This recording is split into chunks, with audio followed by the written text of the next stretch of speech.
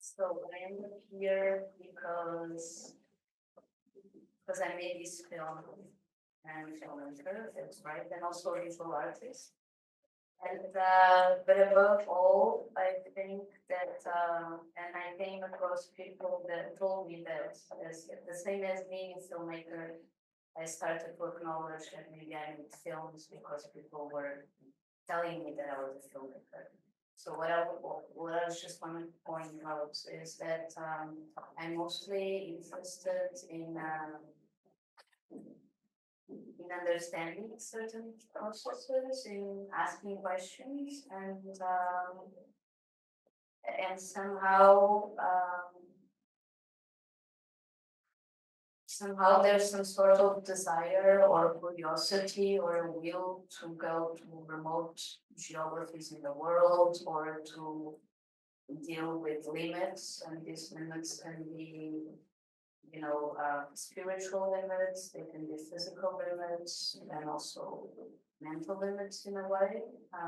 So usually that takes my work to, like to the highest city on the world, with some illegal gold mining in Peru, or to Transnistria to understand, identity and what happened after the fall of Soviet Union. This was back in 2014, 2015. Or to Lebanon, a project that I did from 2016 until 2019. That was basically around, geopolitics and the Middle Eastern region. And I call these, or I identify these places as friction zones, friction zones.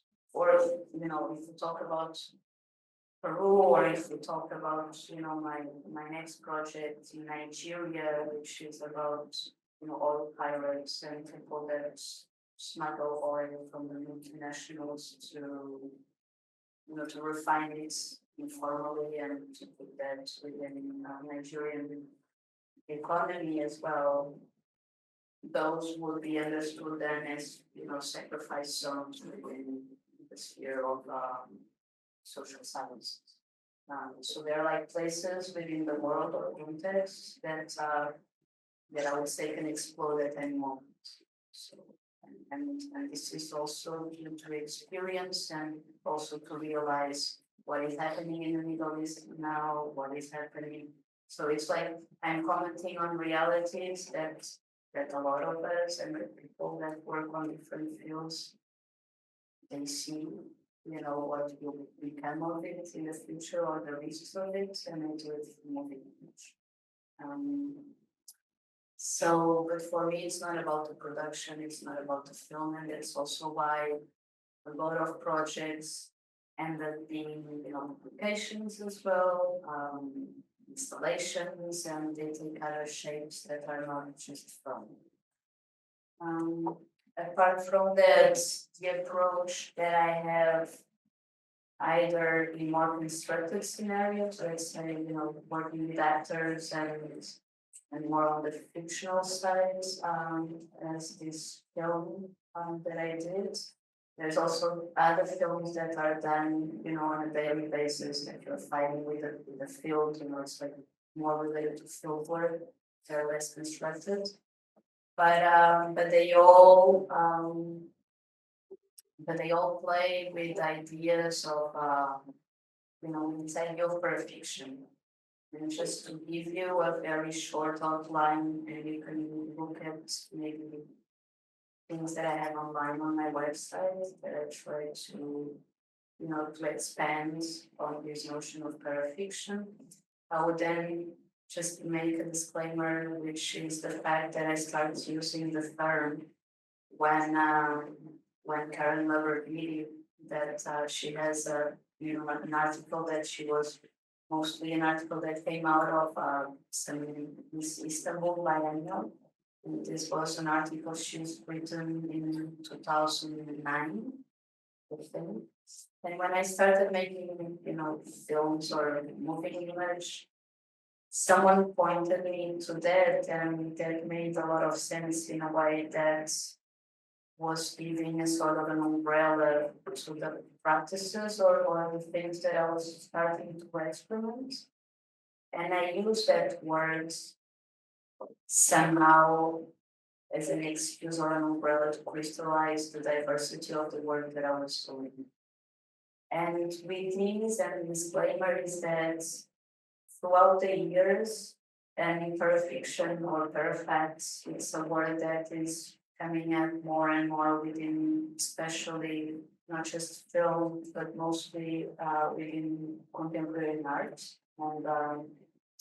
and theory that's been written around it.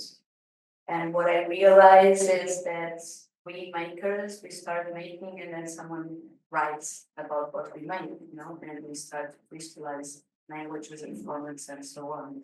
So this is to say that maybe the way that I play with this concept and what means for me parafiction in my practice might be in sync, but also out of sync with what is being now published around the firm itself.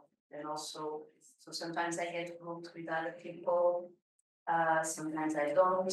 So it's also very interesting for me to see those lines and also to see what's being written now in academia about and being a study case for those people receiving those jobs. This is just like a broad approach to what I do. Apart from that, I'm also an educator and I'm interested in radical ways of pedagogy, which is possible within, usually more informal settings, but I have experience in various places as well, with different education models, either formal or informal. When I say formal, I'm talking about universities or programs that have been established already for pretty long. But I also, when I say non-formal, I would say like, labs or development projects or just like learning feedback and or even like levels, very different levels or or contexts that have been challenging also when it comes to what you can display on an image or you can't, or also ways of production. But going back to Golden Ashes, so this is just to frame the project. It's a fictional feature, but it falls onto the experimental side. It had a previous script that was written, if I'm correct, probably in 2018. That's when we first got support for the film, like Portuguese support. But back then, I was also working on other things and it wasn't really a priority. And afterwards, what happened was that there was a part of the film that was supposed to be shot in Mozambique. So there was all this location scouting and everything in Mozambique, and apparently due to production, somehow along the way we couldn't make it there. So I was asked to change or to conform the script so we could shoot the whole film in Portugal. This was something I was not willing to accept, although I wrote the initial script with two other co-writers, and this is the way that I've been working within the fiction. And for me also the way that I run this process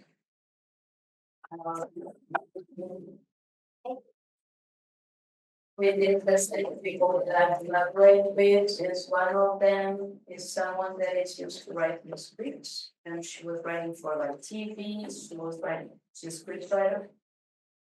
And the other one, she has a background in journalism, and the way that she writes, short stories, or she's not someone that really, I teach her how to write a script, but it's not really like the place that she would see herself.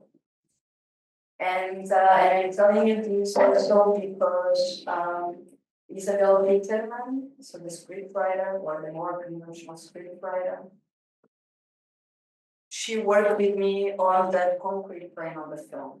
And I will explain this later. So there's an abstract plane and a concrete plane in terms of structure. And Isabel Ramos, the one with the background in journalism and also an avid reader, she worked with me on the abstract plane. And this will be important, I think, also to later address this idea of film and death, and but also the whatever construction was done to the life to these images. And sometimes in our parentheses, it's not, I wouldn't say rewarding or not, because I think it's rewarding when I look back and I start recognizing things and connections, and also to be here with you, like sharing the process. With this, I want to say that, there was a lot of things that were developed for this other second script and the way that the whole project started, that somehow when it translates into images, it's fine, it's okay. I can look at it, but I'm still really interested in what I did before to arrive to these images. And I also have the notion that these images are not reaching totally or fulfilling as a way to materialize the questions that I had in its full totality. So there's like it reaches a limit that has to do with the limits of the media itself. That it's not entirely fulfilling, the whole construction that was thought before to inform the film.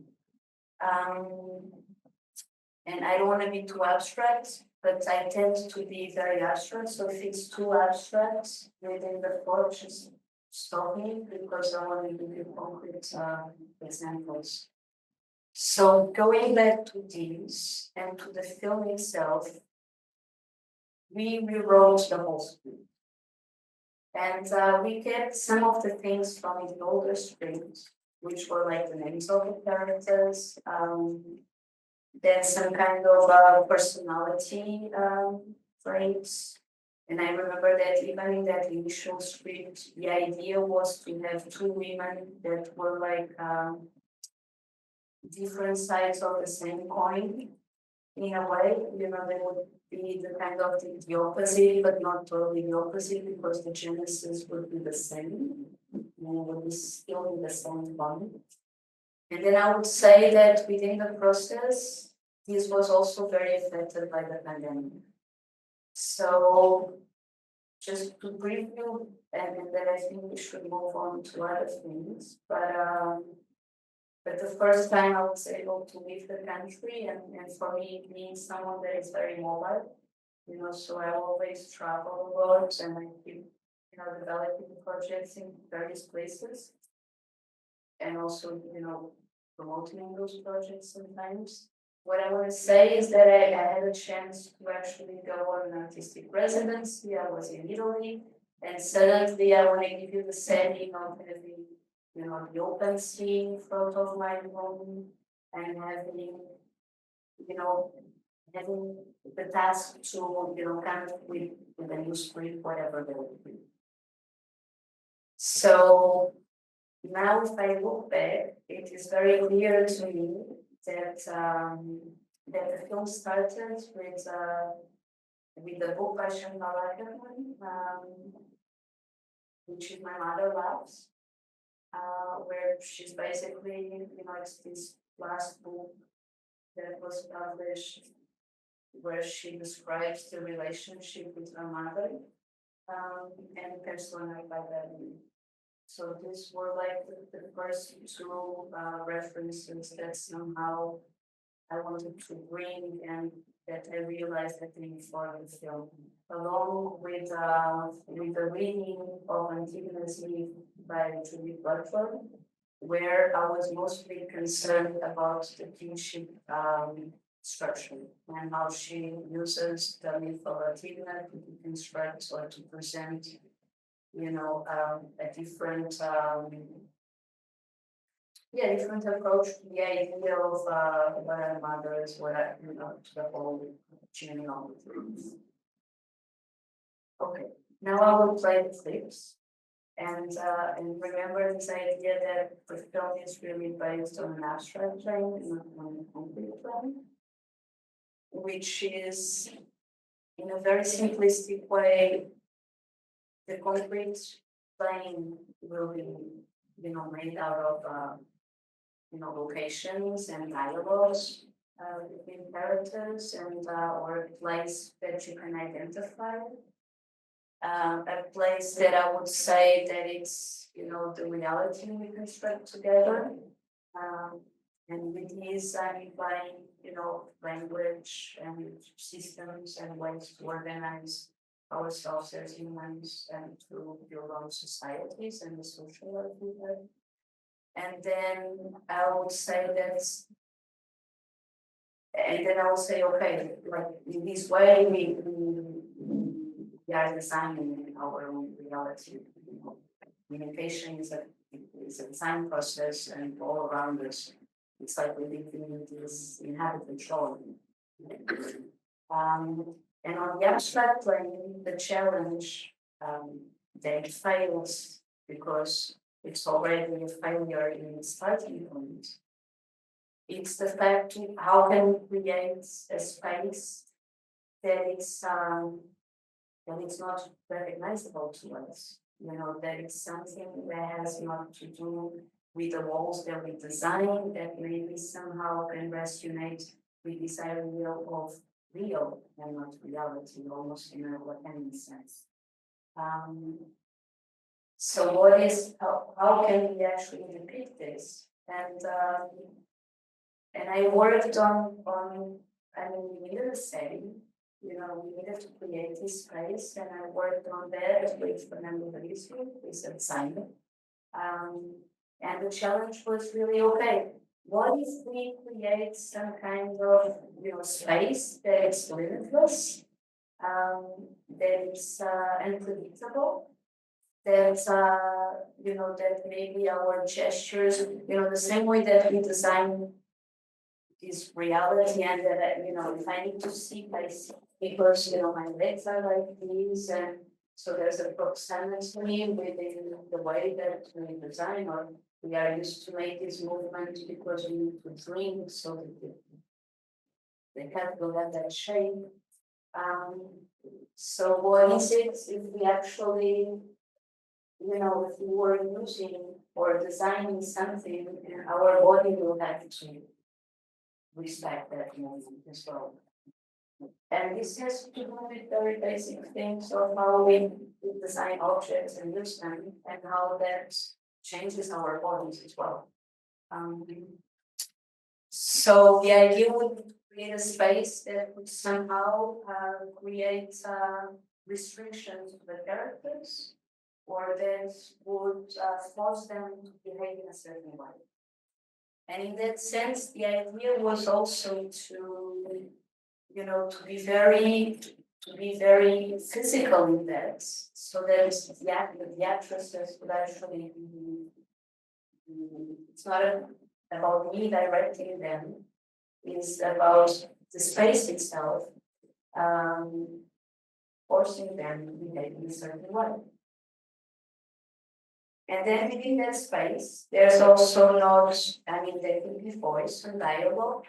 And again, you see, it's always reaching its limits, because here we will listen to words. They have to do with other ways, our ways of communicating in language. But maybe, maybe there's not even the need for words. But here the way that you will find in these other abstract writings, like, okay, they have these parallel monologues.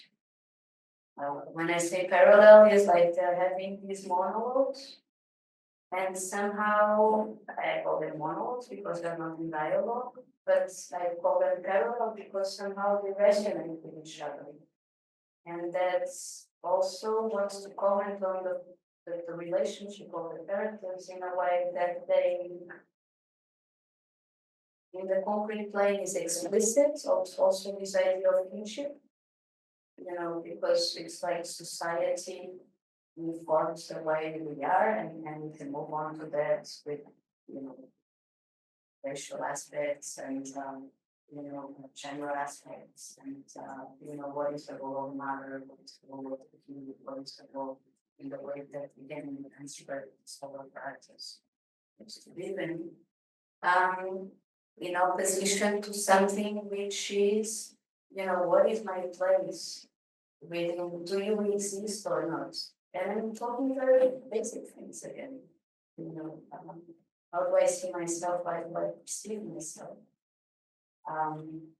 And now try to transpose all these in a way that we also try not to focus on just the relationship of mother and daughter as archetypes within society, but also how can we draw a parallel between this relationship and our relationship as humans, our individual relationship to the earth, to the place where we are. And in that sense, you will see in the groups that we selected that the idea is to transpose this and then address those subjects within the abstract. I will it's just a little bit more. This is the opening of the film. So when Irma, the daughter, arrives to the home of the mother, and then I will put it up.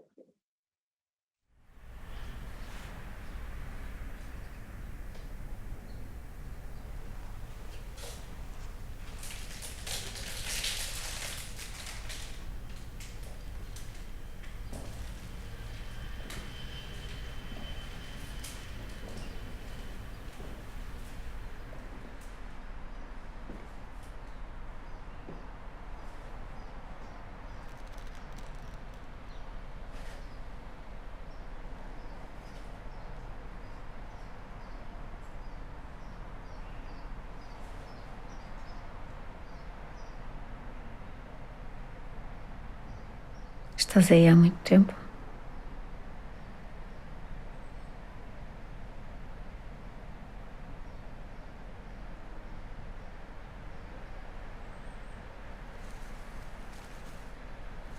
Como estás, Carmen?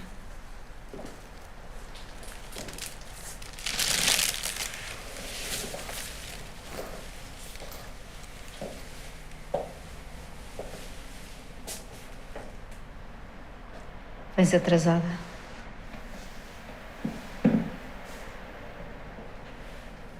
Estiveste outra vez internada? Estive, mas não quero falar disso.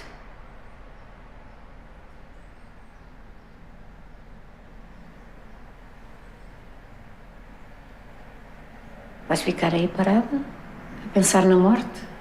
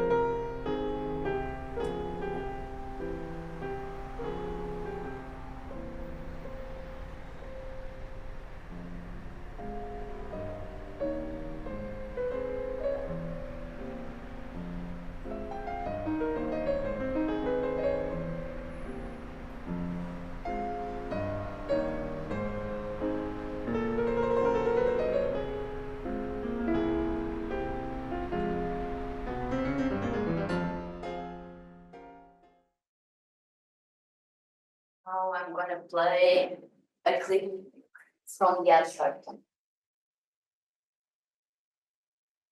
Instantâneos do passado e projeções do futuro constituem a prostética do presente. A realidade, na sua imobilidade, não contém a história até ao momento em que é relembrada.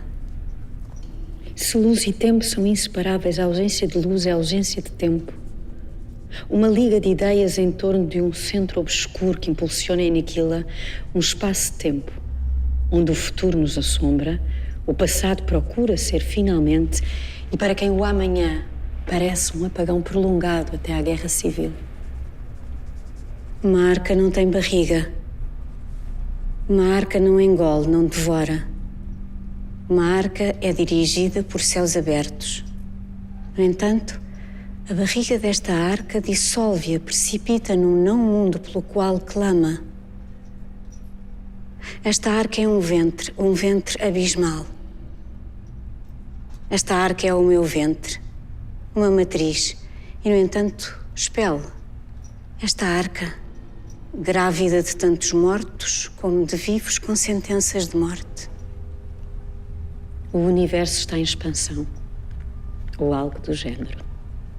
A expansão cósmica é uma forma de antigravidade, ou algo do género. A parede de Planck impede que a origem seja vista devido à falta de luz, ou algo do género. Talvez tudo tenha começado com uma quebra de simetria, ou algo do género. O mistério da luz contra um fundo escuro, ou algo do género. A penumbra de um traumatismo contra um fundo iluminado, ou algo do género. Talvez porque o fundo difuso comunica o enigma do sem fundo. Talvez porque o universo não é total, é atonal. As nossas narrativas não estão apenas relacionadas com a avaliação racional dos factos, mas também com a nossa vida emocional. O desejo de prolongar a juventude não é apenas um desejo infantil de comer a própria vida e assim conservá-la. Refazer é o imperativo categórico dos nossos tempos. Ele, Sísifo, o amante das rochas, que interpretou mal o significado antropoceno, encontra-se agora condenado a refazer ontem o que deveria ter modificado amanhã. Não há alto e baixo. Qualquer hierarquia de valores, cada forma de existência, é um objeto entre os demais. Há neve nas palmeiras do Bornéu. Se o mesmo gesto é repetido, é porque não encontrou uma solução. Uma angústia que se transformou em raiva monótona tropeçou no meio da encosta, deitado de costas, descobriu o céu. E que surpresa foi então ver. As nossas crises ecológicas não foram precipitadas pelo homem de uma forma indiferenciada e generalizada.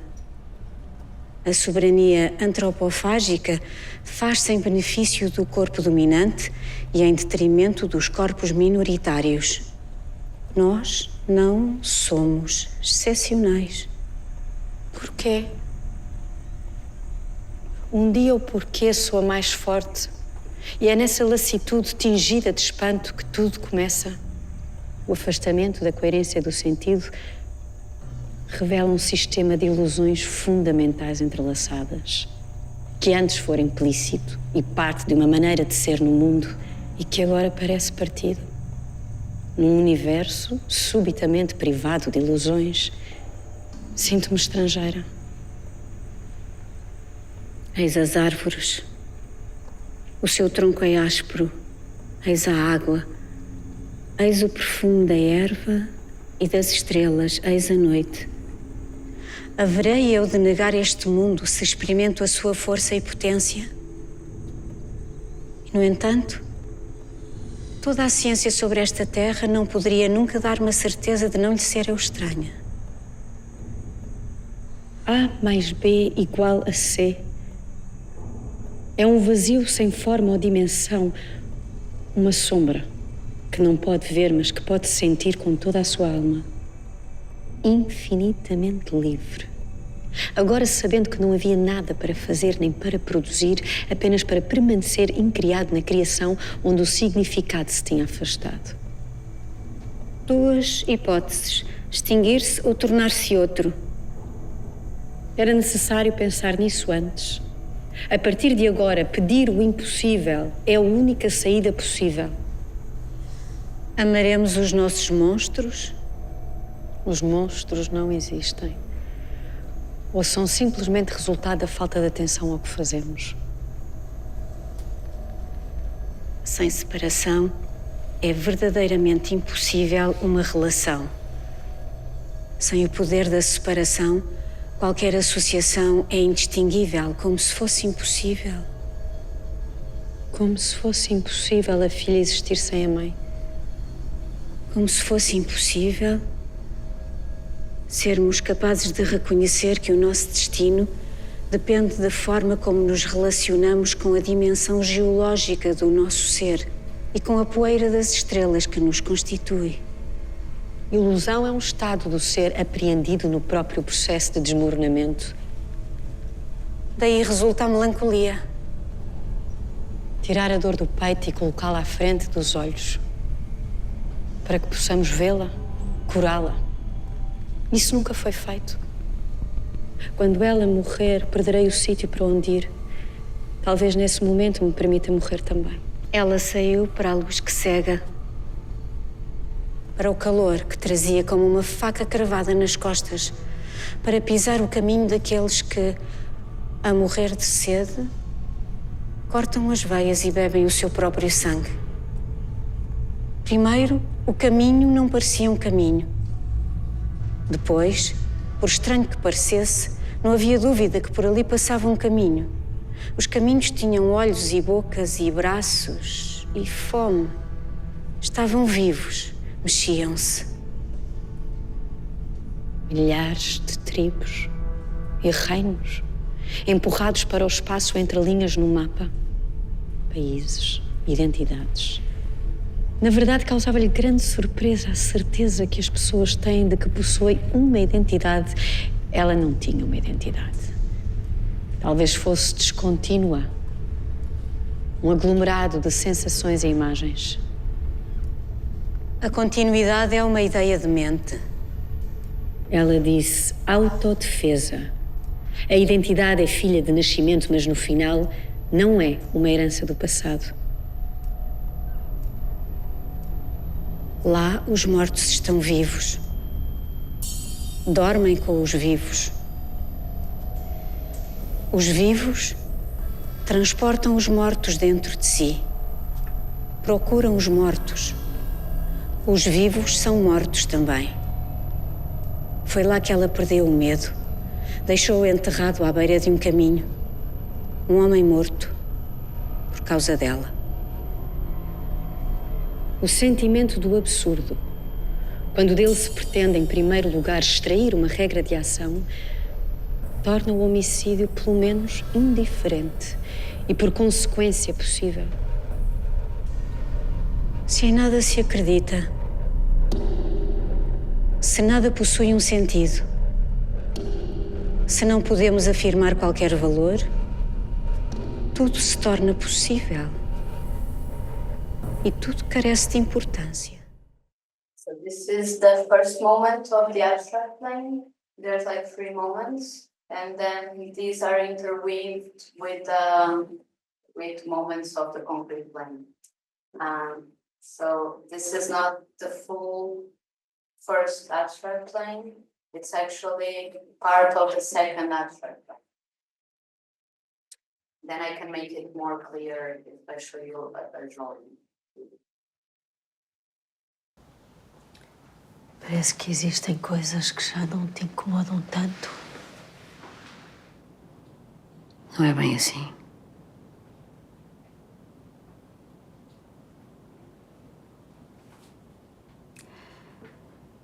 Nunca me incomodou tanto a falta de movimento. E tu andavas sempre comigo.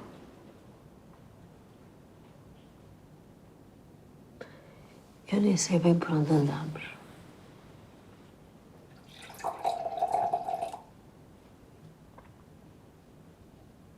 E agora sabes?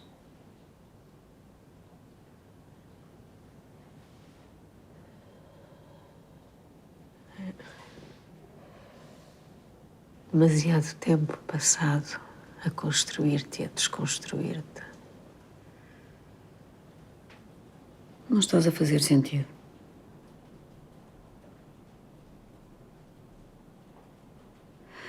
Pelo menos sabes que não te deixei crescer num clima de insegurança.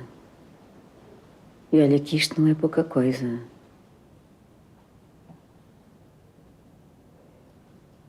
Foi por isso que te separaste.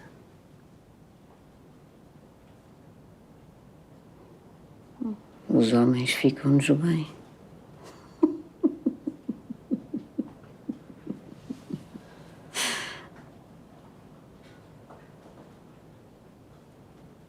Não, não foi. Toda a vida fui repreendida por ter vontade própria, por estar decidida a viver. E sempre achei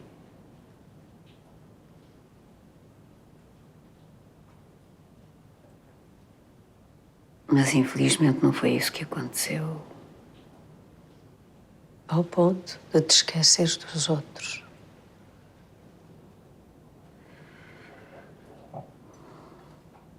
Eras tão nova.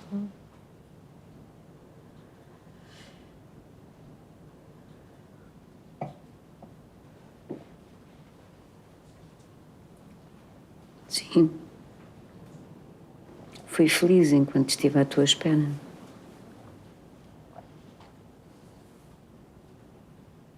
Acho que isso ainda acontece. Enquanto estou à tua espera, sou feliz. Depois...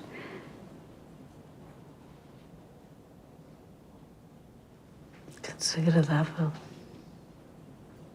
O quê?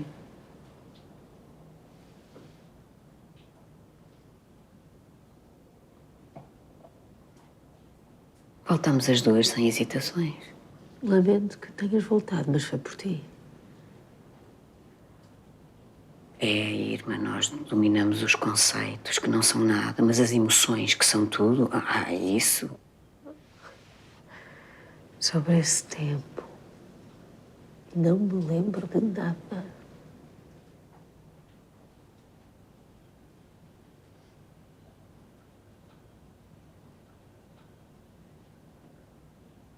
Tu não eras assim.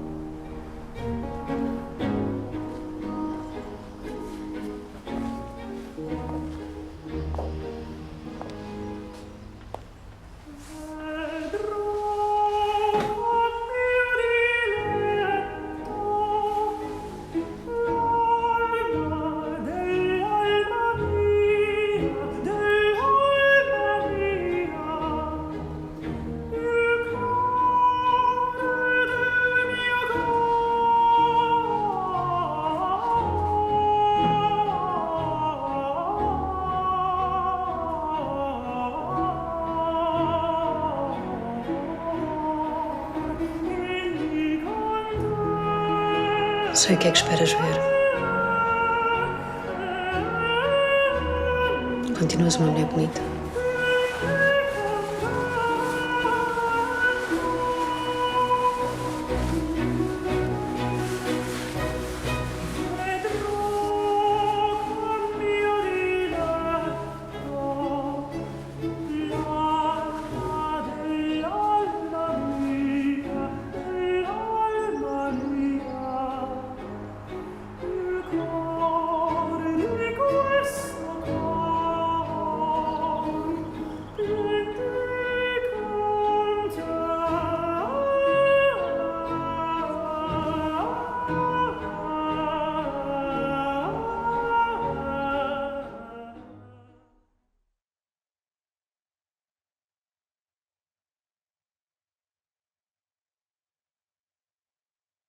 This is towards the end of the film. And then this is a clip, the last part of the abstract thing. Medida e localização que torna a Terra um espaço político habitável. Extinção no contexto da grande morte do sistema solar. Todo o templo erigido sobre as conquistas humanas será inevitavelmente enterrado sob as ruínas do universo. Não curar. Viver com os nossos males. A base deste conflito, desta fratura entre o mundo e o meu espírito, qual, além da consciência, eu tenho dela? Nenhum conflito está resolvido, mas todos foram transfigurados. Revolução. Movimento eterno, irresistível e repetido dos corpos celestes. Cada revolta, volta e revolta é nostalgia de inocência, apelo ao ser. Pegar em armas e assumir a culpabilidade total, o crime da violência. A nostalgia acabou por já a vitória. É uma cobertura fina e obviamente provisória, sob a qual os processos de desintegração continuam sem controle, incapaz de substituir a estabilidade pelo caos. Apenas aqueles que conhecem a liberdade em relação à necessidade podem apreciar por completo a liberdade interior em relação ao medo. E só aqueles que estão livres de ambos, necessidade e medo, têm condições de conceber uma paixão pela liberdade do outro. Onde estou? Quem pergunta? O que dorme ou aquele que acorda? Sim, num sono que é uma ausência total, estou perdida. Já não estou lá. Já ninguém está aqui, exceto alguém. O sono da razão gera monstros, monstrações, demonstrações de que a razão pode superar-se numa infinita desrazão. Algo, sim, soberania que não é nada, algo do nada, de onde saímos e para onde voltamos. Apenas um sono, de onde saímos e para onde voltamos. Um grande sol negro cai sobre a minha vida. Silêncio. Silêncio. Alguma coisa ocorre dentro. Dentro do quê? Não dentro, não fora, não há. Não dentro do que países não são, nem nações, nem muros. Irreparavelmente, alguma coisa não tem lugar. Nenhuma coisa regressa ao nada. Todas regressam por agre-desagregação aos átomos. Não perece completamente tudo aquilo que parece rompe morrer, porque a natureza forma de novo uma coisa a partir da outra e não permite que nada seja gerado senão com a ajuda da morte de outra coisa. A morte não é um reinado de terror. Criar a ordem a partir do caos e regressar à aleatoriedade, à utopia. Valsar passado. Abraçar fracasso. E completar revoluções incompletas. Repensar o mundo. Fazer outra vez. O momento do colapso é também o momento da beleza e da emancipação. Engolir o medo. Digeri-lo e transformá-lo noutra coisa. Quem povoará desta vez o entre-meio? A passagem, a largura de banda entre as nações. O proletariado nómada, os irmãos migrantes, os terrestres, os sem-abrigo, aqueles cuja comunidade é a ausência de comunidade.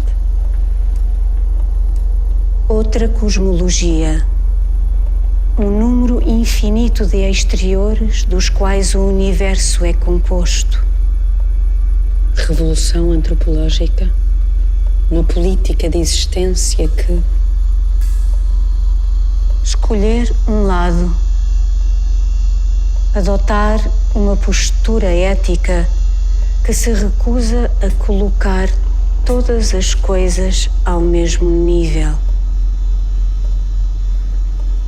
Oposta a tudo o que torna a vida impossível. These were the clips I wanted to show you, just to give you a bit of some images to what I said.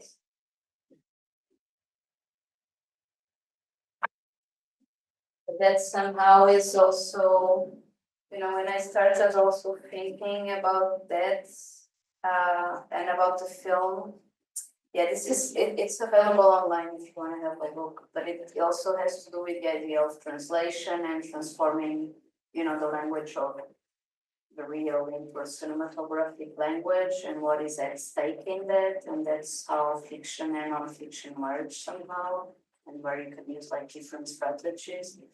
And of course that draws back to maybe, when I was in film school, but also like coming here and to listen to, other people talking about philosophy and about translation. So it draws out of Walter Benjamin's idea and the task of the translator, and how we can, use, or recognize some of his approach to it in a way that we deal with English language and also film as the word that I also wanted to really frame you that another thing that happened is that, okay, the project, it starts and it's like golden ashes, and there's this film, but there's also like a video installation, which is mostly, it expands on the abstract plane only, and there's no concrete plane. And then there's also like a publication, like a record publication, where you can have, or you can explore other ways of addressing the project. And this is to say, in a very simplistic way, to have one side of the record that would play some kind of sound that would be devoted to the concrete plane, and the other one to the abstract plane. And also in this way to approach it, it also fails in a way which is like, okay, the concrete plane is done out of atmospheres, but the other one actually sounds a bit more like music or sound design that we do. And also by like seeing the clips, I think it's also strange that, okay, the one that it's all artificial and it's all constructed, it feels a bit more like non-fiction or documentary approach, with the characters like going on this thing that was then constructed and it's all fictionalized, it didn't exist before. And then the concrete plane, which would be, okay, it's all set within locations that already exist, but then it's very staged. So it's also interesting to see how the materialization of it and I guess the limits itself of what's its proposal. And then there's like a little booklet that would give you, a bit the timeline of the film along with the dialogues, and you can have maybe a different approach to the text in opposition to watching. There were like, it started with a lot of project notes that kept on being, written over the time along with us reading the script. And that basically come up with some research and references that maybe some of you might have recognized within the abstract plane. So a lot of things that were being said, like there's a lot of references to other production that is being done on other fields, and I think that some of those are very clear.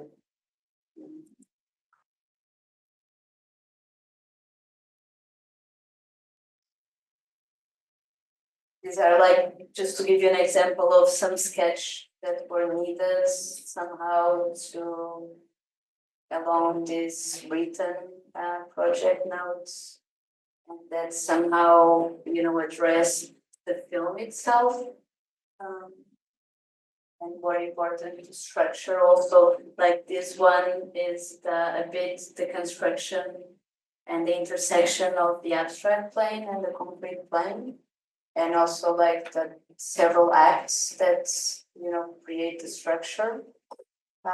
And the other one is a more holistic reading of, of the environment of the film somehow. So it's like a sort of a transposition of like this note that, that what I highlight here, and then maybe we open up the discussion, is that when I look back, and also, for me, this is a very good chance to be here with you, sharing this process, and also, the happy coincidence of, encountering Lucas, and also what it made me think, and looking back at my notes. What I want to point out here is that the little boxes in red are actually where the word death is being mentioned, death or life.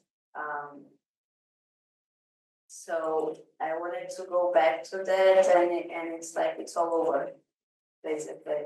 And these were really the initial notes to, it's like, is Carmo suiciding itself? Is she killing the daughter, or vice versa? Then there were other characters within the film at some point, but there's also very clear for me this line, death next to life.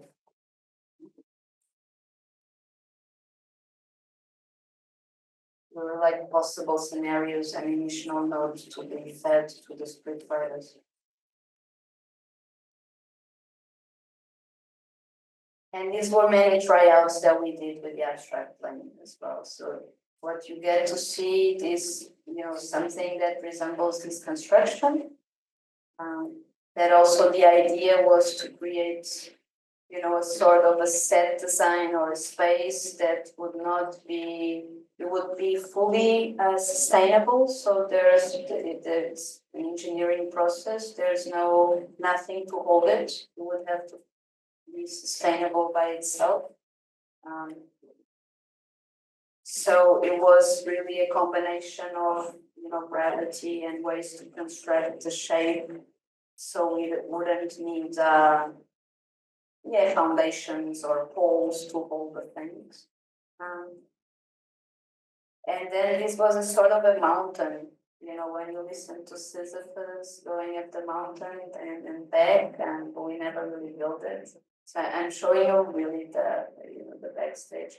And this was a sort of a lot of doors, so I would imagine like the characters, going, and it's sort of a labyrinth, with just doors, tens of doors.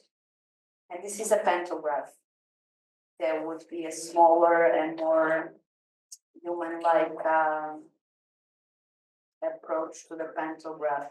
And the pantograph, for me, it was interesting in a way that deals with scale as well. And I think that this is an important component of the film, which is, what a pantograph does in a very simple way. It lets you make, reproduce these into a bigger scale, a larger scale. So I draw these, and instantly I can enlarge this drawing. And here we are talking about representation somehow. But what if and again, this is Fernando Bricio with whom I worked. What if instead of, using, the ponta seca, the dried point of the pantograph, and then here would be the marker. What if there are two characters attached to each edge? And what if this character, or if me, that I'm attached here, I make these movements, and someone else is attached on the other side, let's say Lucas. So if I do like this, I'm forcing Lucas to make exactly the same movement, but you will make a bigger circle because you're enlarging, within this. So I think this is interesting also to understand relationships with people, and the idea of cause and effect, because it's, they're tied to it. So it's like, okay, I make this movement and I force you to make another movement. So these were like things that were being developed and explored. Maybe this is clear, you see on both edges. You see the translation of what I was saying.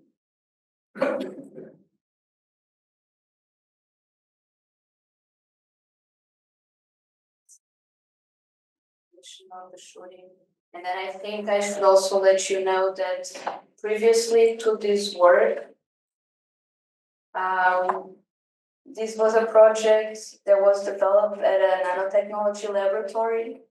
And I give you this information because I think that somehow you will find, bridges between, the samples that you saw, and also maybe the places where I was moving on.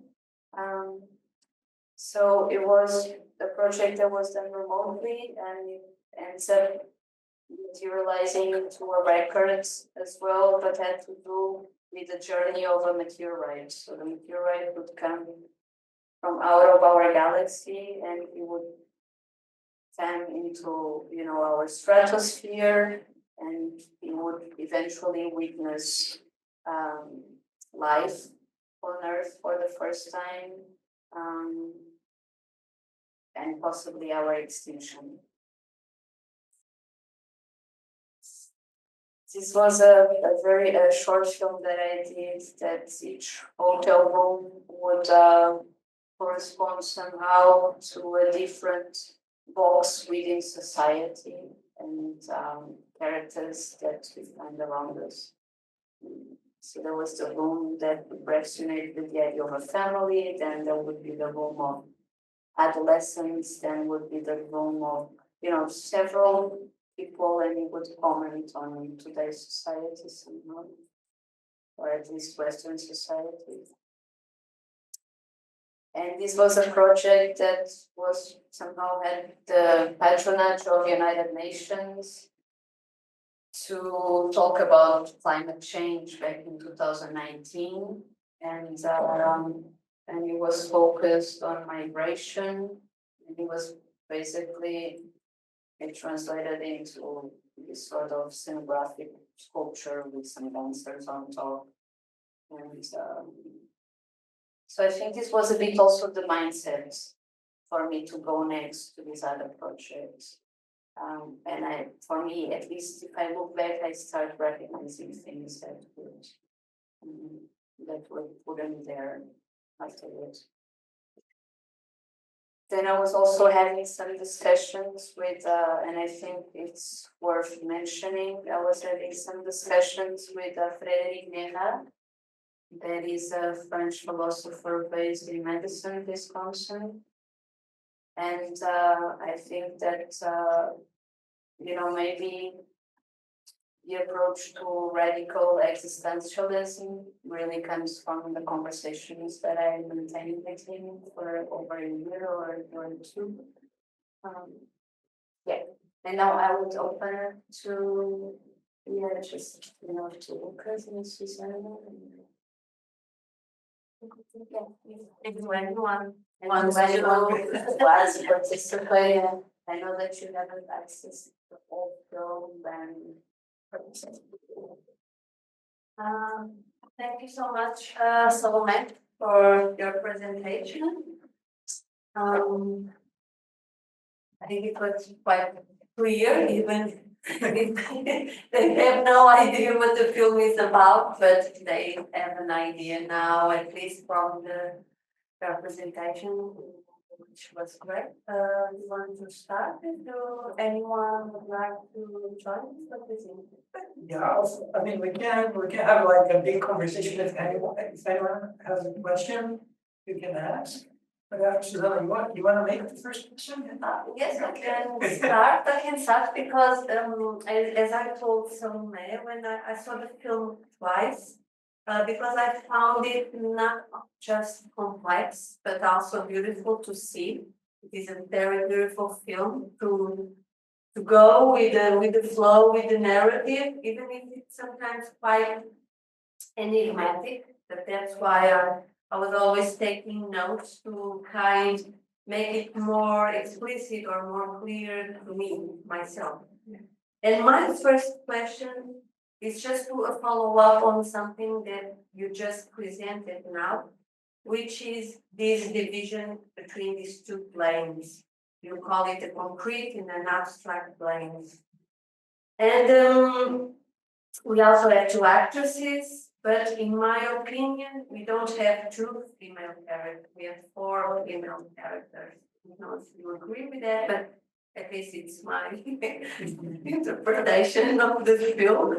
But my first question is precisely on that decision to divide it into two planes. Because what I saw, and I think you show it in these clips, is that you shoot these two spaces in a different way. I mean, the concrete plane is full of silence, is more slow. I think the gestures of the characters are slower. The camera is still, almost still as a still camera. In opposition of the abstract plane, in which it's full of words, this monologues, they continue talking, always talking, no empty space, it's no silence. And they are always talking, but also moving. The camera is more fluid, more, with these micro movements. Also the shades of the structure of that architecture structure. So you created two very different planes, just with these statistical decisions. And for me, as someone that worked only theoretically with images, it's fascinating to see how you can create these two different moves just with these small details. And I would like to hear you about these decisions, this process, about sound design, the construction of the place, and so on.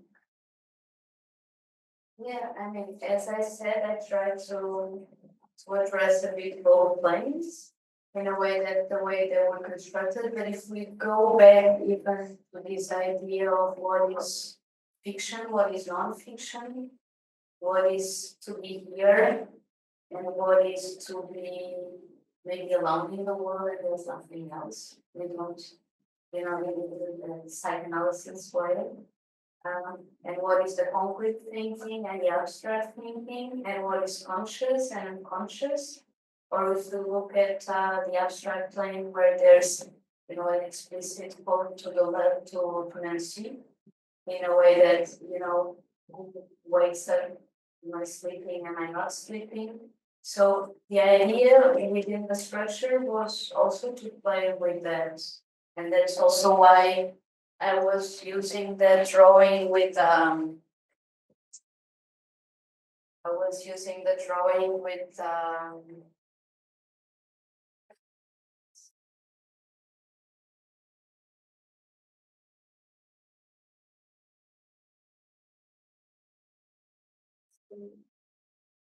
so like this is a bit of like an iceberg.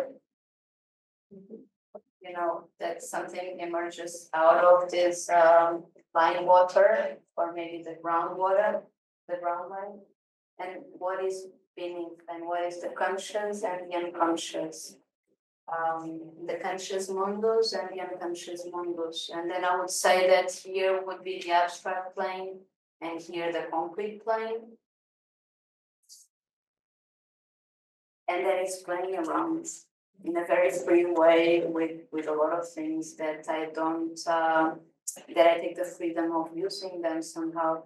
But for me, it also had to do with, what are, when I say that they're like monologues, they're interior monologues in a way that also in terms of language and the construction, we wanted to come up with something that had to do with no language within these internal monologues.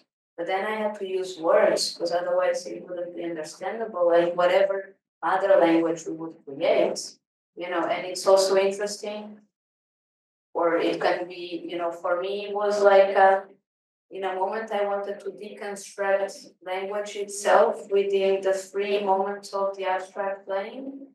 But then what I realized when I shot it is that I would have to go back to something that was not so deconstructed, because otherwise it wouldn't be respectful. And then I'm thinking about, things that were done within concrete poetry, or just, Joyce's Finnegan's Wake, and all those experiments that were done, that were, important to me when I was part of, just my darlings. It's interesting that Susana starts asking about the two planes and the difference, because I wasn't expecting to see this other plane when I was seeing the film for the first time, and then it appears, and it's very interesting that is out of this relationship between mother and daughter, and then it is as if, okay, we need to talk about the unconscious somehow, and then how can we represent the unconscious? I mean, it's my area, so I'm always like trying to see, like, how can we represent the unconscious? And then you said, oh, it's a failure already when you try to make a representation of that. And I love this idea of, okay, so let's failure back. So let's try to put the scales. And then Susana starts by saying it's much more chaotic than the plane of the two mother and daughter, that they are sober, they try to have this respect, and the mother laughs, and the daughter is very serious. And then you get to this unconscious representation, and they're talking a lot, and the scenery is always swinging somehow. It's much more animatic than the other plane when they talk. So there's some kind of like animation in the scenery, in the multiplanar image, if we can say, of this representation of what is not representable. So yeah. Yeah, but it's also interesting within this.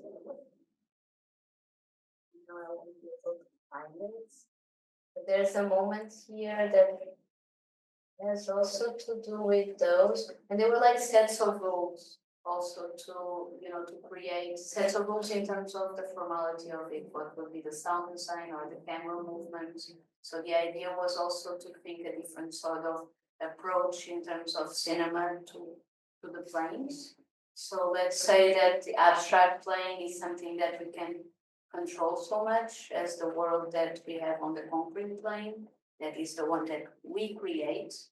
Within the abstract plane would be something that I don't know if it's the unconscious or the conscious, but it's something that has different rules, or that would have no rule, and that we would lose control.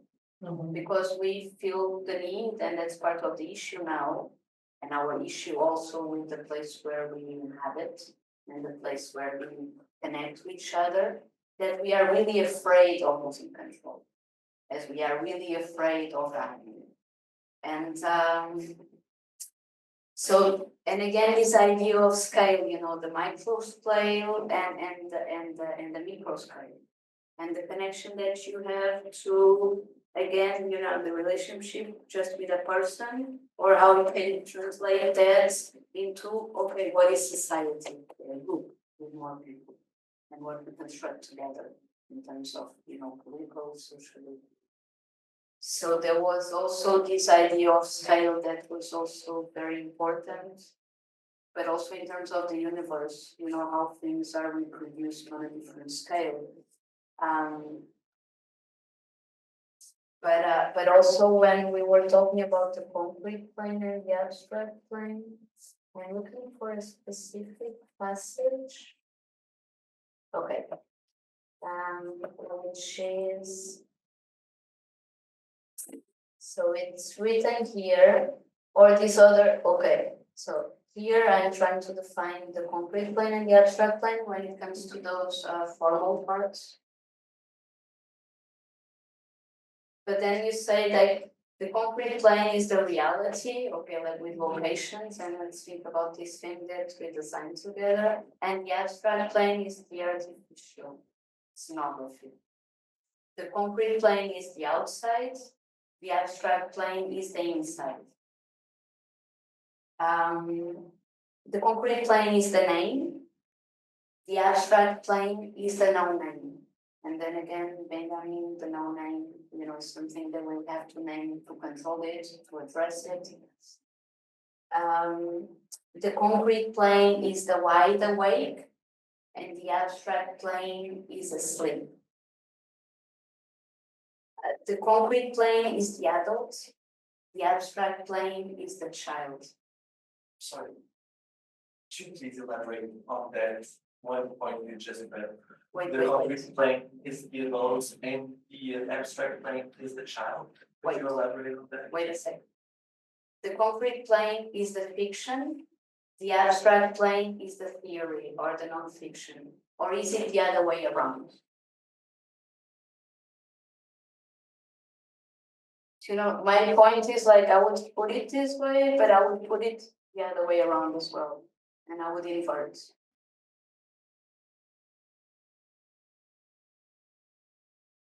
Does it answer your question? So there were like this idea of the interplay between the two planes, and the idea was also to have hooks in one or the other, so we could actually, get those connections somehow, and things would resonate. So basically, if you switch the direction of each plane, even so the narrative would make sense.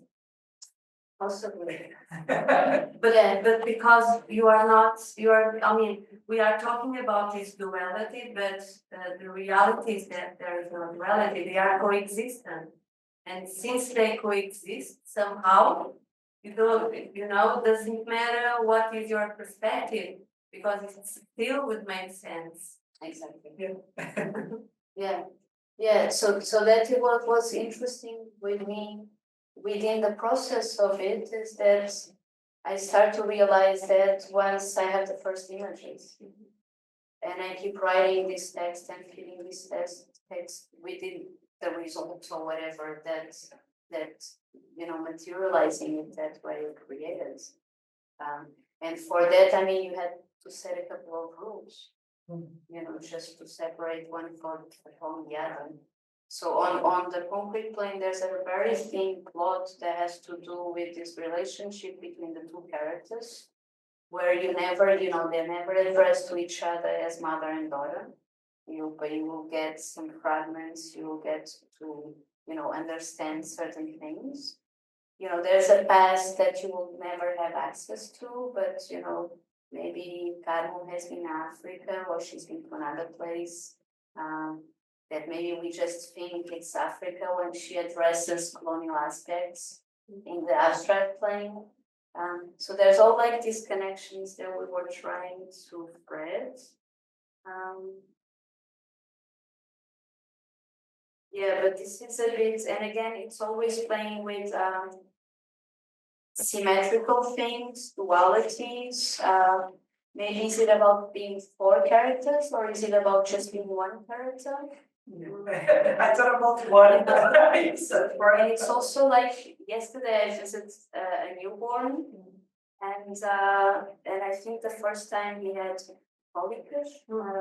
I don't know how to translate it into cramps. Yeah, he had some cramps, and the mother was very concerned. Said, "Oh no, she's crying and she has cramps." And I was like, "Yeah, I mean, you know, she's like, she's adapting to this real new world, and she's trying to, you know, their things and her digestive system, and you know, and it's very traumatic to be born. You know, just the fact of, you know, being there for 9 months and suddenly you're outside. So again, outside, inside, and the same goes to inside and, you know, the outside of the universe.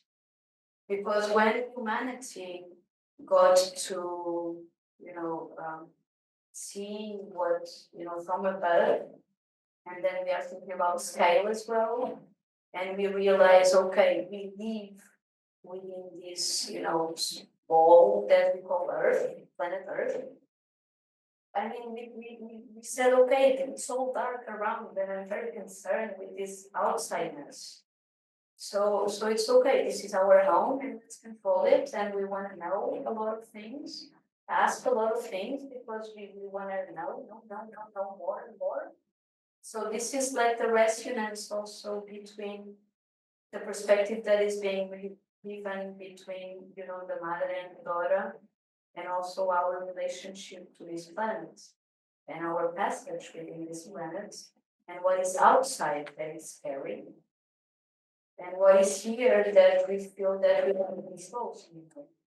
And this is when I draw out of Viegas perspective that ends up in this idea of radical existentialism, or just a sort of an anthropological revolution somehow. Because when you talk about revolutions, we are talking about the fact that, you know, within the 20th century, it's probably the century with the most revolutions that existed, and everything will fail one after the other.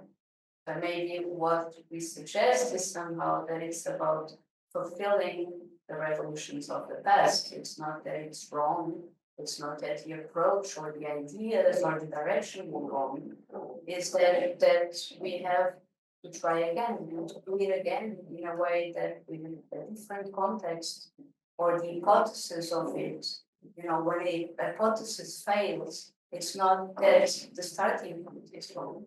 Is that only that we have to look at it from a different perspective. So this is to say that, and maybe this is connected somehow with the abstract of the thing that we are doing here, that it's okay, you know, within the ecological discourse that is being, you know, so present now, and it's being so present now because our life is in that. Okay, but what if we start also acknowledging that, you know, we are not, we are mortals, you know, and everything that we value around us, or that I would value, is the fact that, you know, the things will eventually reach to an end. It's part of it. So it's how can we actually foresee death as something that is part of our sovereignty somehow, as a power and not as a failure. And I guess that kind of prevent our death instincts and our violent instincts that we try to control socially. And it wouldn't be about, competition, it wouldn't be about being the brightest, it wouldn't be about, stepping on the other and so on and so on.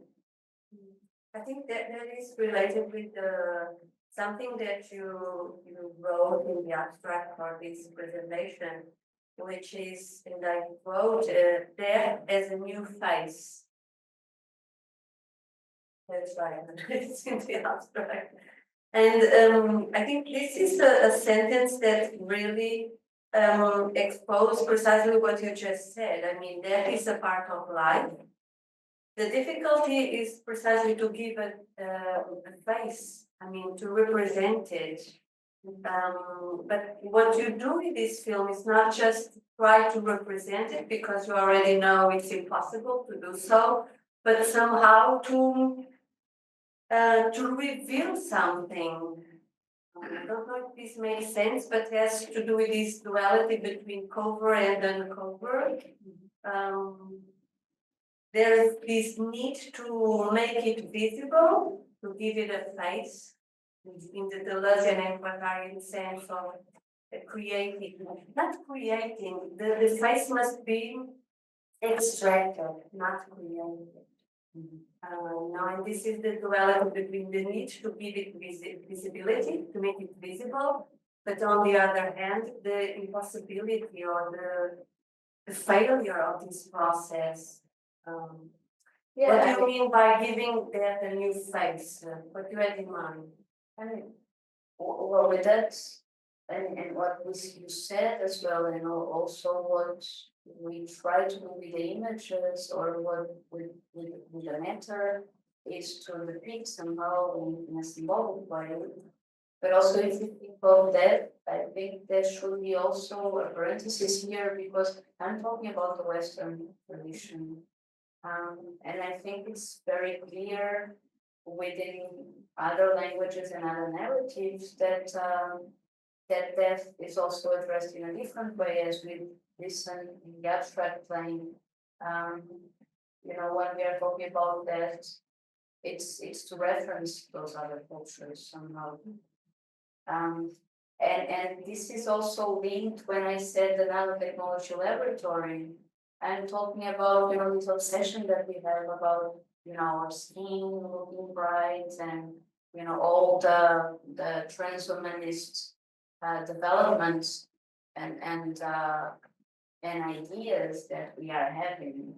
And also the bioethical debate, which is like, which doors do we want to open?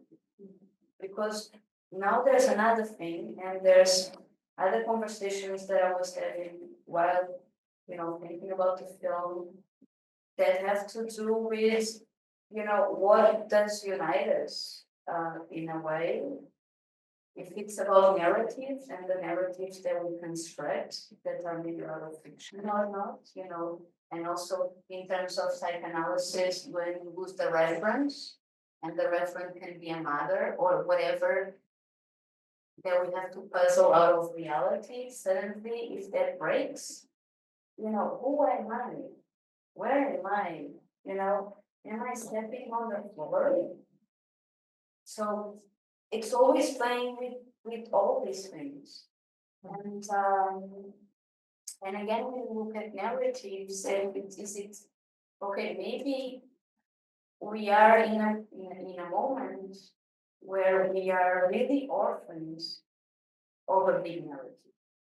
And when I call narrative, I'm talking about a narrative that somehow has the power of uniting us and having us, socially in a way that is not threatening others, other humans, or threatening other non-humans. And then I would add that as rational agencies that we are, And I'm not saying that humans are the only rational agencies.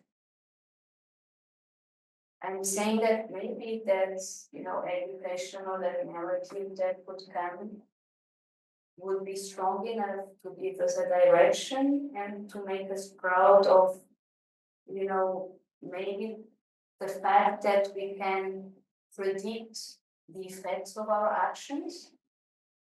And that would make us responsible as rational agencies to actually be caring about the other. And when I'm talking about the other, I'm talking in a broader sense. I'm talking about humans and not humans. I'm talking about, the whole diversity that exists in us. And within recognizing that, I'm talking about the same way as a tree that has a dead core within her body to be able to be sustainable and right. Because without the dead core within the tree would collapse. So there's always this, and we share the same thing with the tree because we are living creatures, we're living beings, and we are walking. So this is a bit what the film tries to address, and when we talk about this outside, we talk about the margins, we talk about, and it's as we listened in the last excerpt of the abstract plane, what is to be terrestrial, what is to be an extraterrestrial, where is to recognize that we are from here, but we also are from another place that we can't really have answers to. And I think this is all connected with the circle of life and with, being born and being here. I didn't mention that to you, but it came to my mind right now after the question about the kid. And when Freud is going to write the text about the death drive that is beyond the pleasure principle, he begins with the episode of his grandson that is playing in his cabinet, in his studio where he works, and the son is playing with the life and death of his mother. So it's the fort and the dad. So the mom goes out of the living of the cabinet of the studio of Freud, and Freud notices that the kid is always doing this exercise of like having the death and the life of the mother in his hands. So she's fought and she's died. She's there and she's here. And it's very interesting that you in a way, it's what I've been listening after the question of the kid. So you're showing this playful, this idea of how can we operate with jouissance, so in language, in making cinema, having death as a core structure as well. So I mean it's a beautiful idea to see the tensions between the planes there. It is I was about to ask you, when did you feel the necessity of making the abstract plane? It was the start. The start was really, okay, let's make it this structure, let's create this set of rules, and let's have this play between both structures.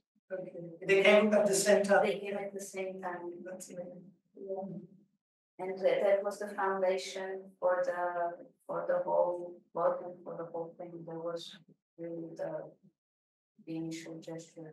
And then it was about crafting each one, and also, dealing with the dialogues and thinking what this philosophical approach would be to the language on the other plane, and what is colloquial, what is not. So,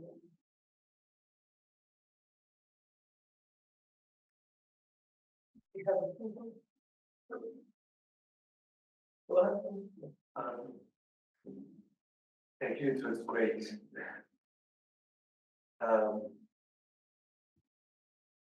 Just things, do you think these planes do we understand them as a kind of ontological difference? They are ontological different, or they are ontologically the same, but the difference is just a scale, the difference of scale. And do you think these planes, because planes must share some kind of space around them? What is the space that they have to share to be a plane?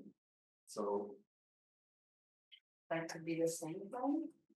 you know, like if you have two planes, they have to exist in some kind of shared reality. Right. You know, I was just thinking, Yeah, if one excludes the other and vice versa. I think they coexist, like the drawing that one is below and the other one is above, and I see what you're pointing at. And I think that's what is there somehow. but when you think about, when you talk about the nano lab, certainly this element where I felt is like the concrete plane is the macro scale, and the abstract plane is the micro scale or the nano scale. And even if you think about physics, you know, that tension between the infinity, the smallest things and the big things, let's say, which the difference are just scale differences, but the rules are completely different. We have to explain the smaller things with the rules of the concrete things. So I don't know, something when I saw it, something kind of pointed towards the direction of actually just the difference of scale. Again, another thing that you were talking about that, and you face that, or maybe I was wondering if that is not one of two human privileges. Like death is a privilege. Yeah, it depends on your approach to existence, but yes, I would consider death as a privilege as well. But there would be other people that would be, they would love to be immortals. Which is something I would never understand. Yeah, actually, there's some people. There are some immortals, like I read a book. I don't know. It's called Infinited, and it's about the envy that gods have of the human life, because as they don't die, they have this kind of tendency not to understand the value. And what we saw that is what gives, let's say, human life envy to gods. Probably because they would rather not be on duty all the time. Yeah, and also be able to. I think you showed that in your text, someone where you say if there's no limits, everything is possible. Yeah, we have to have certainly, we can use it as an excuse also to be able to behave. Yeah, and even the set of rules that you set to make this project kind of affirms that necessity of having no limits, and therefore to evaluate something. Yes, methods are very important, and I think the way that we crystallize certain things is very important. And the same, when we look at parafiction, another thing that is being, and now just to give you also how I diverge from certain approaches to the term, is that some people would say that, it's all about being fluid and destroying the limits between fiction and non-fiction and playing with those. No, I think those are fundamental grounding things that we can't throw to the ground, because especially in this moment, because I mean, and I'm talking about all the postmodernism, and I'm talking about, all the deconstruction that we did. We need some of the construction. The thing is that what is the construction that we want to, live with, and what is the ethical and the political aspects and the social aspects behind those? And I think those are the things that are really at stake in a way. But and yes, about the micro and the micro, because you can see that again in the nanotechnology laboratory. But you're right that one thing that even if it's enlarged the model, one thing that is applied here wouldn't result if it's enlarged within a different group. And I'm talking about like social projects, and I'm talking about, approaches to a context there that, somehow it relates well on this experience that you make with this number of people, but then when translate it and put it in another scenario, then maybe it would fail. So, but again, I would say that you really have to keep on trying. But again, this bioethical discourse and thinking about which doors we want to open, is that one thing is also, I think, clear, which is like, okay, what if we replace a leg or I lack a leg, and we can make, something to help that person really engage better with the world that we create. And also, again, design and what is inclusive, what is not. And then, okay, what if we start going into these other places that we have more and more options on going and opening, which will start also, interfering with our brain? What will become of us? And these are things, the questions that are being asked within, science as well, and are being asked for societies as well. But I don't know if the abstract plane, I would say that the abstract plane and the same plane, they're coexistent. Where? They coexist with them. Everywhere. But don't we need a space or a time or Well, the time you need on the concrete plane, yeah. but then the abstract plane you have no time.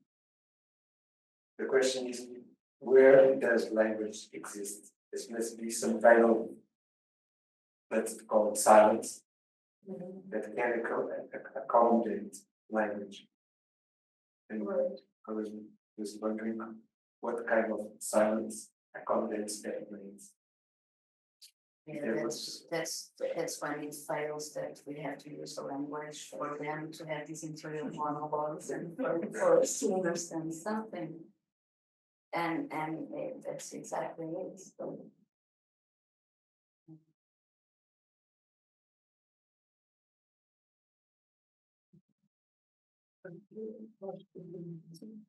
So, example, the abstract plane is mentioning liberty in necessity.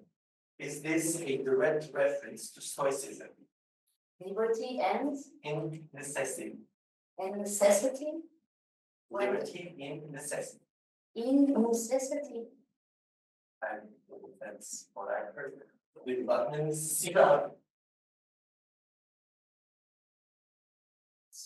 I think it says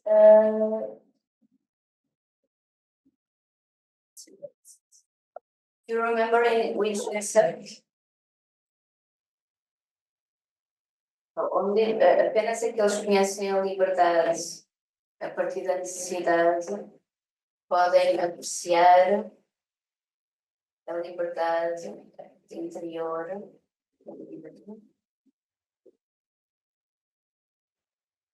Only those who are free from both need and fear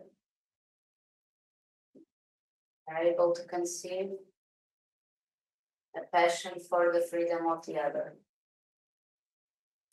What it basically, I think it's commenting on violence, and also the fact that we commit and we want to control out of, lack of freedom and will to control, and it has to do with that.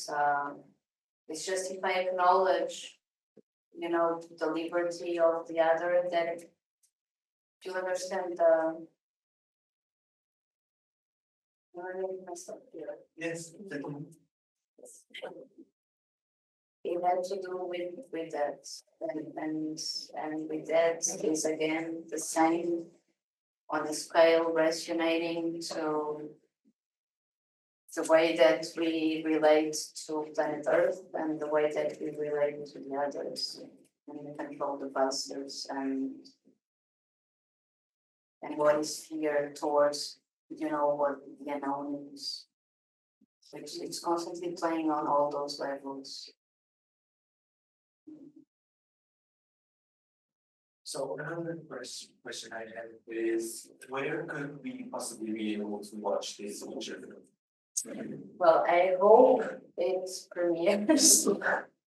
It will be screened on a festival in Portugal, so you might see it there, and it will have to play on the TV.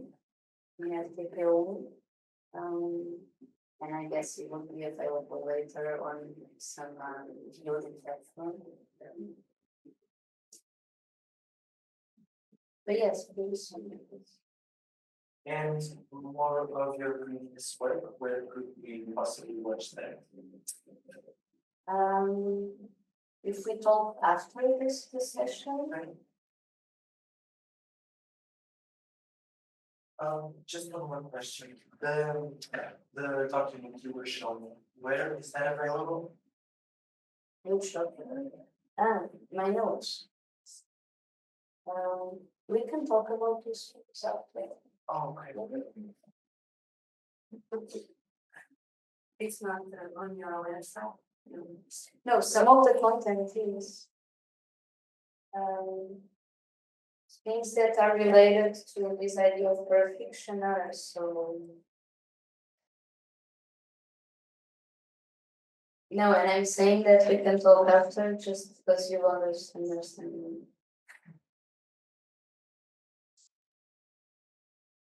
But some of the things can be here.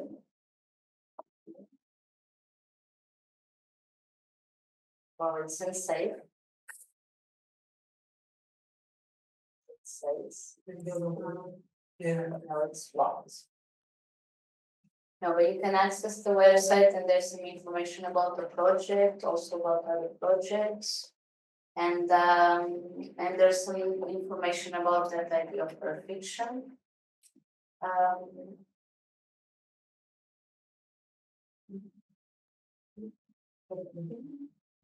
Someone had a last question or an observation? No? So I may want to say something.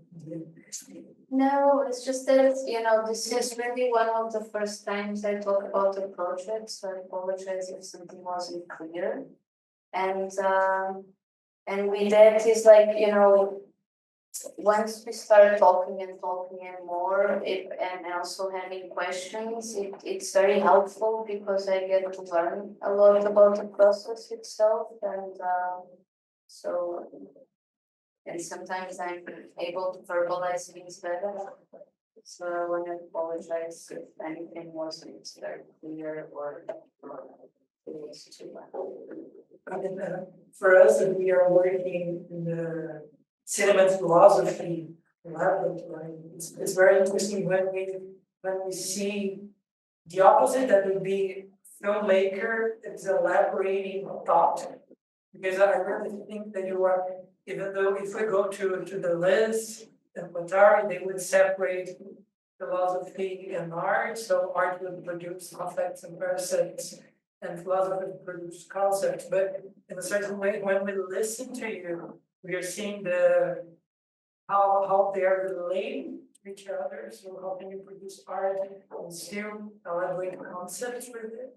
And it's very good and very interesting for us that you're showing the process and also showing the diagrams and how the blends are dialoguing on this materiality of thought itself. Thought that is also affects and represents, and how you're exposing this work, this process that occurs. So I thank you very much for that.